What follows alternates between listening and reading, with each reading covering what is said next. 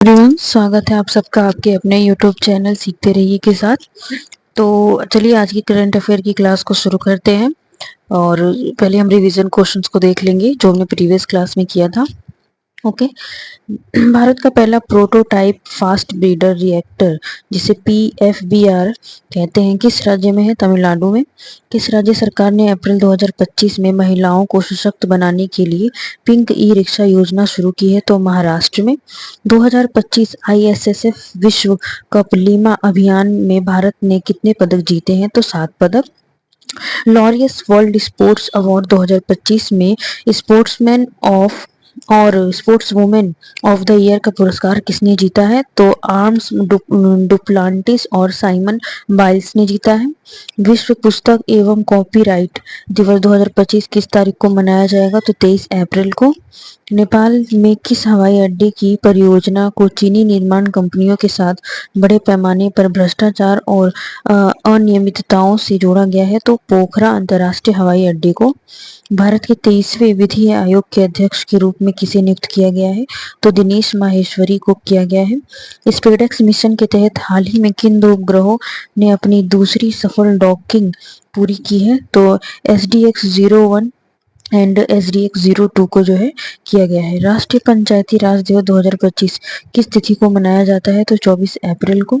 बाढ़ के कारण खबरों में रहा किनशासा शहर किस देश की राजधानी है? तो कांगो लोकतांत्रिक गणराज्य की है। ओके। वर्ष 2025 के लिए WEF जिसे वर्ल्ड इकोनॉमिक फोरम कहते हैं वैश्विक युवा नेता किसे घोषित किया गया है? तो राम मोहन नायडू को। और रोज किरकेट्टा कौन थे जिनका हाल ही में निधन हो गया? तो वो लेखिका। ओके। देन हम आज के क्वेश्चंस को देखेंगे। आज का हमारा जो पहला क्वेश्चन है, पहलगाम आतंकी हमले के बाद सरकार ने किस देश के साथ सिंधु जल संधि निलंबित की है? तो इसका जो राइट आंसर होगा वो होगा पाकिस्तान। ऑप्शन नंबर ई इसका राइट आंसर है। ओके। इसके बारे में देखें तो अभी कश्मीर के पहलगाम में जो आतंकी हमले हुए हैं उसके जवाब में भारत सरकार ने पाकिस्तान के साथ सिंधु जल संधि को निलंबित कर दिया है। और पाकिस्तानी आतंकवादी समूह लश्कर-ए तैयब से जुड़े प्रतिबंधित रेजिस्टेंस फोर्स जिसे TRF ने हमले की जिम्मेदारी ली है। और भी जो है मेजर अनाउंसमेंट हैं जो कि इस आतंकी हमले के बाद हमारी इंडियन सरकार ने जो है डिसीजंस लिए हैं। जैसे अटारी बॉर्डर को बंद किया गया और सिंधु जल समझौते पर रोक लगाई गई। वहीं पाकिस्तान में भारतीय उच्चायोग भी बंद किए गए और दिल्ली से पाकिस्तानी अधिकारियों को 1 हफ्ते में वापस जाना होगा, ऐसा आदेश दिया गया उच्चायोग से बंद होने के बाद। ओके। और पाकिस्तान के नागरिक भारत में अब नहीं आ सकेंगे और 48 घंटे के अंदर जो भी पाकिस्तानी नागरिक हैं उनको ये भारत छोड़कर जाना होगा। ओके। बात करें अगर सिंधु जल समझौते की, इसमें जो है पाकिस्तान को सिंधु, झेलम और जो सिंधु नदी है और झेलम और चेनाब, ये जो 3 नदियां हैं इसका जो कंट्रोल है ये पाकिस्तान को दिया गया है। ओके। जो भारत और पाकिस्तान जो है रेड क्लिफ लाइन के माध्यम से अलग होते हैं। वहीं जो पूर्वी नदी है, जो हमारी पूर्वी नदी है ये है व्यास, रावी और सतलज, इसका जो कंट्रोल है ये भारत के पास है। तो ये जो सिंधु जल समझौता है ये 1960 में भारत के प्रधानमंत्री जवाहरलाल नेहरू और पाकिस्तान के राष्ट्रपति अयूब खान के बीच ये समझौता हुआ था। ओके। तो इसमें जो है अबू अयूब खान के बीच जो समझौता हुआ था, इस समझौते में जो 6 नदियों को जो है इस नदियों में पश्चिमी हिस्से में जो सिंधु और झेलम और चेनाब नदी है ये पाकिस्तान के हिस्से में गया और बाकी की जो 3 नदियां हैं सतलुज, व्यास और रावी ये भारत के हिस्से में गया। इन 6 नदियों के ऊपर जो है संधि हुआ जिसमें से 3 नदी को पूर्वी हिस्से में और 3 नदी को पश्चिमी हिस्से में बांटा गया। और पूर्वी हिस्से की नदियों में जैसे रावी, व्यास और सतलज के जो पानी है इस पर जो है भारत का पूरा अधिकार है। और पश्चिमी हिस्से की नदियों में जैसे सिंधु जो है इसका 20% जो हिस्सा है वो भारत के पास है। और अभी तक जो है भारत इस 20% हिस्से के पानी को जो है रोक नहीं रहा था। आतंकवादी हमले के कारण जितने 28 लोग मारे गए हैं, जिसमें इस कारण जो है अब सिंधु नदी जल इस संधि को निलंबित किया गया है और ये प्रतिबंध जो है पाकिस्तान पर लगाया गया है। जिसमें मैंने आपको ये बता दिया कि क्या-क्या जो एलिगेशंस है इंडिया ने जो है पाकिस्तान के ऊपर लगाए हैं। ये जो मैंने आपको 6 पॉइंट बताया, अटारी बॉर्डर को बंद किया गया और उच्चायोग को बंद किया गया और पाकिस्तानियों को 48 घंटे के अंदर भारत को जो छोड़ना होगा, ये सारे जो है एलिगेशंस पाकिस्तान पर लगाए गए हैं। ओके, देन हम आगे बढ़ेंगे, अगला क्वेश्चन देखेंगे। क्वेश्चन नंबर 2 है, हाल ही में खबरों में रही अरुण 3 जल विद्युत परियोजना किस देश में स्थित है? तो इसका राइट आंसर होगा ऑप्शन नंबर बी, नेपाल होगा। इसके एक्सप्लेनेशन को पढ़ें तो भारत और नेपाल ने हाल ही में अरुण 3 जल विद्युत परियोजना में इलेक्ट्रोमैकेनिकल कार्यों की शुरुआत की ताकि इसे समय पर पूरा किया जा सके। और अरुण 3 जल विद्युत परियोजना पूर्वी नेपाल के संखुआ सभाम जिले में कोसी नदी की एक सहायक नदी अरुण नदी पर स्थित है और यह 900 मेगावाट की रन ऑफ रिवर योजना है, जिसका अर्थ है कि यह बड़े जलाशय की आवश्यकता के बिना नदी के प्राकृतिक प्रवाह का उपयोग करती रहे।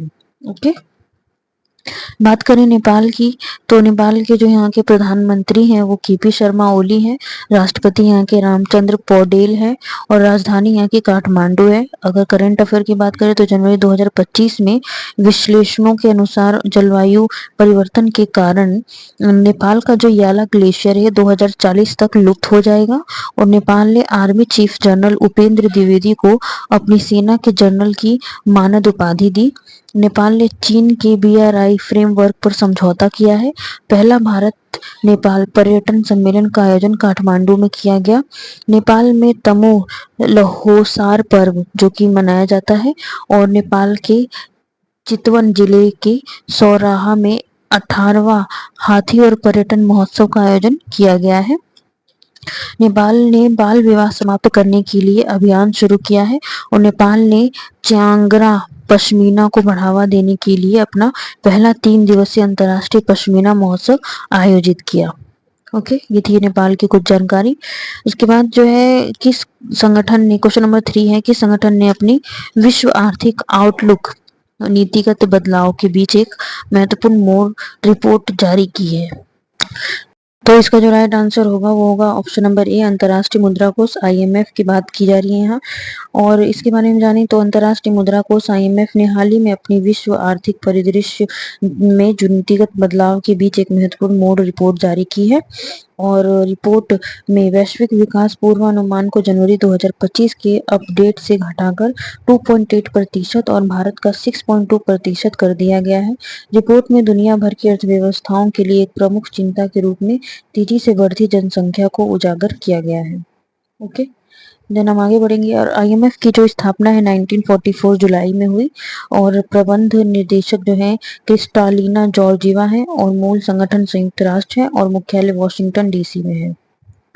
ओके, क्वेश्चन नंबर 4 है, गुरुदेव कालीचरण ब्रह्मा पुरस्कार 2025 किसे प्रदान किया गया है? क्वेश्चन नंबर 4, इसका राइट आंसर होगा option number A, doctor Achyuta Samanta, जो कि ये जो है आचार्य अच्युत सामंत जो कि KIIT और KIS के दूरदर्शी संस्थापक हैं, जो कि हाल ही में असम के कोकराझार में प्रतिष्ठित गुरुदेव कालीचरण ब्रह्मा पुरस्कार 2025 से सम्मानित किया गया है इनको। और यह पुरस्कार गुरुदेव कालीचरण ब्रह्मा ट्रस्ट द्वारा उन व्यक्तियों को प्रदान किया जाता है जिन्होंने शिक्षा और सामाजिक सशक्तिकरण के क्षेत्र में उल्लेखनीय योगदान दिया है।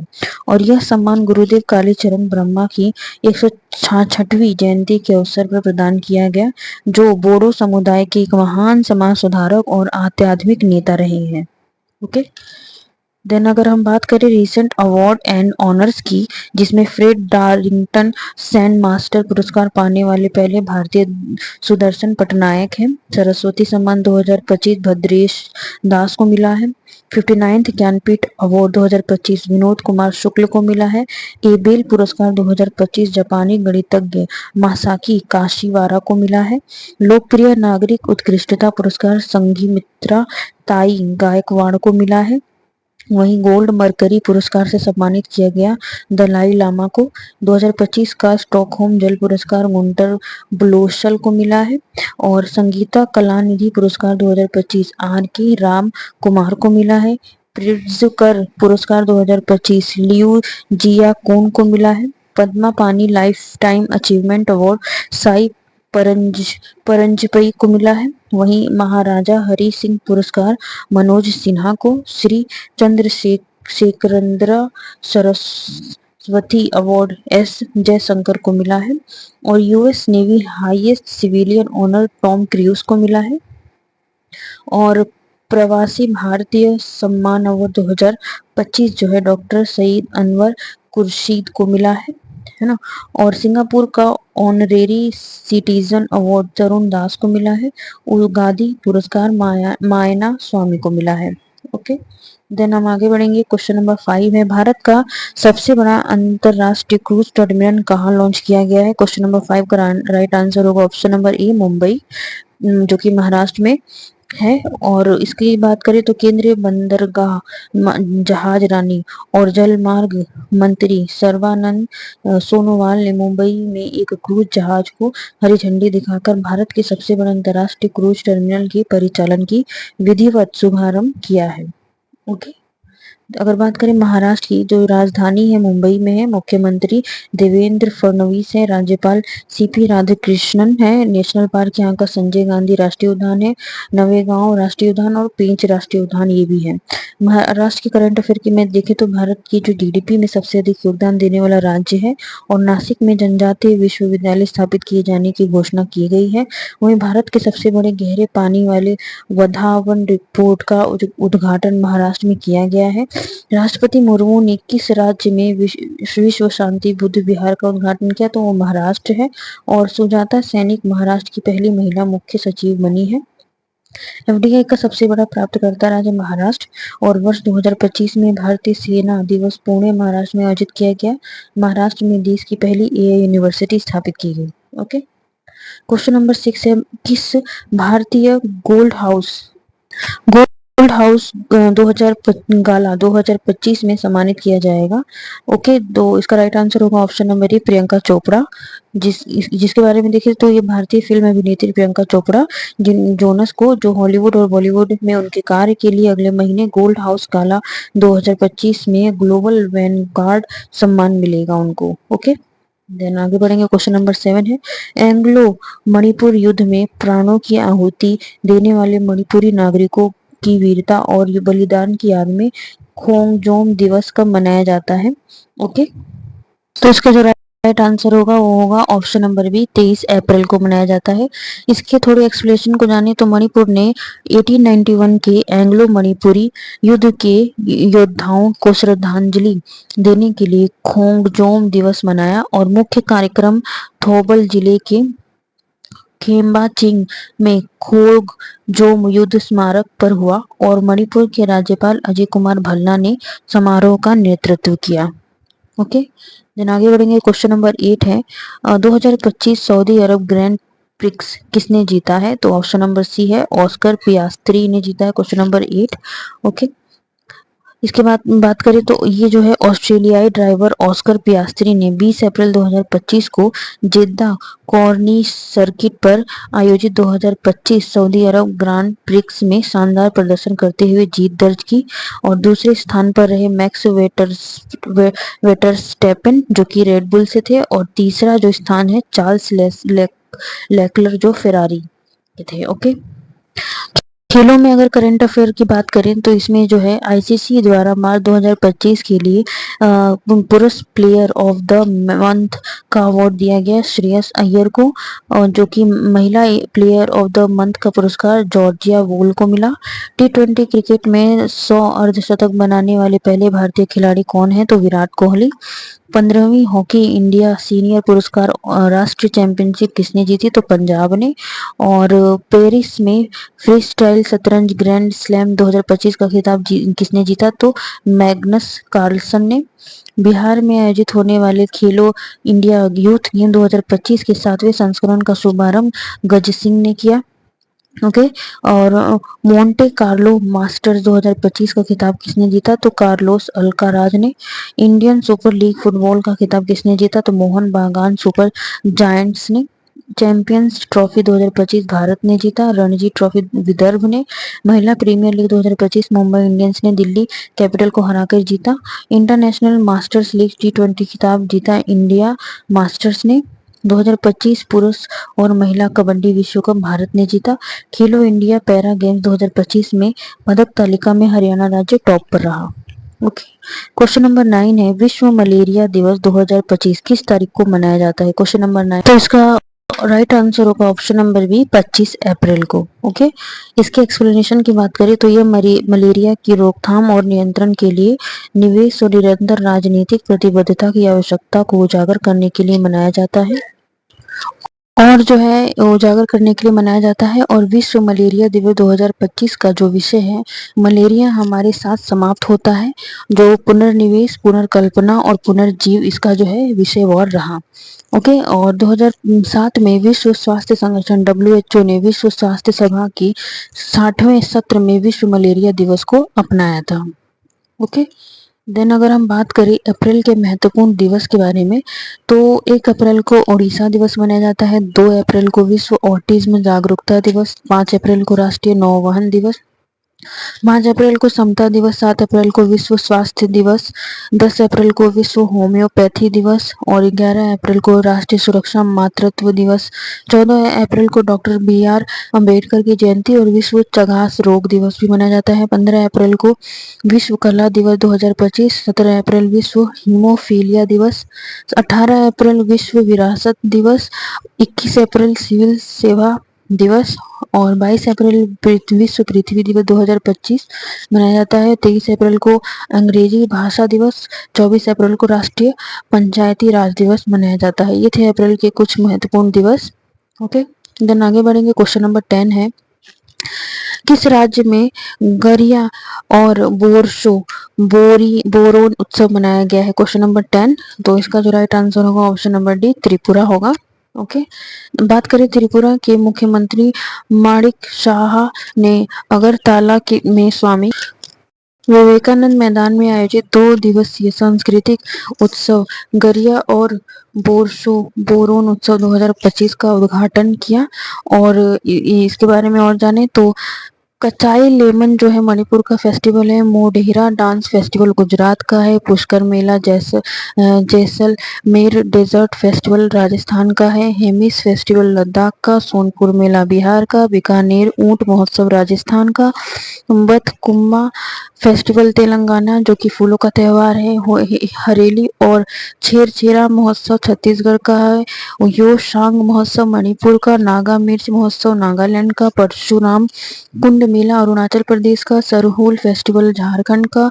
समक्का सरक्का फेस्टिवल तेलंगाना का। गीता महोत्सव हरियाणा। और चैरा ओबा उत्सव मणिपुर का है। ओके। तो फ्रेंड्स ये थे आज की हमारी करंट अफेयर की क्लास। अगर क्लास अच्छी लगी हो तो लाइक करें, नए हैं तो सब्सक्राइब करें और बेल आइकन प्रेस करना ना भूलें। Thank you for watching this video. जय हिंद।